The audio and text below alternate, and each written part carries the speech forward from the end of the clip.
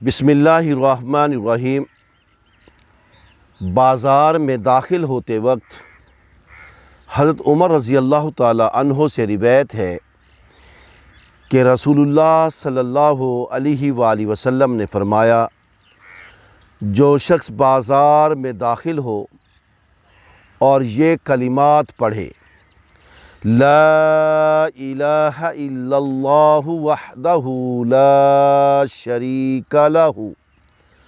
لہ الملک ولہ الحمد یحیی ویمیت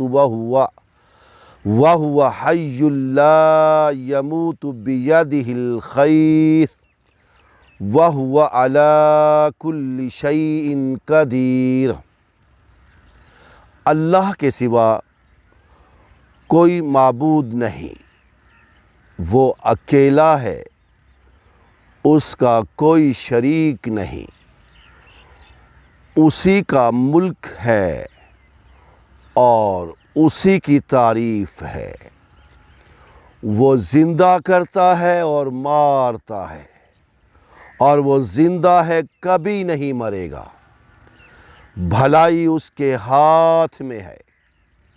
اور وہ ہر چیز پر قادر ہے۔ اس پر پڑھنے پر، اس دعا کے پڑھنے پر اللہ تعالیٰ اس کے لیے 10 لاکھ نیکیاں لکھتا ہے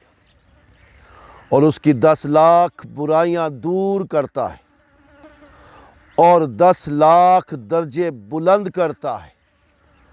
اور جنت میں اس کے لیے ایک گھر تیار کرتا ہے۔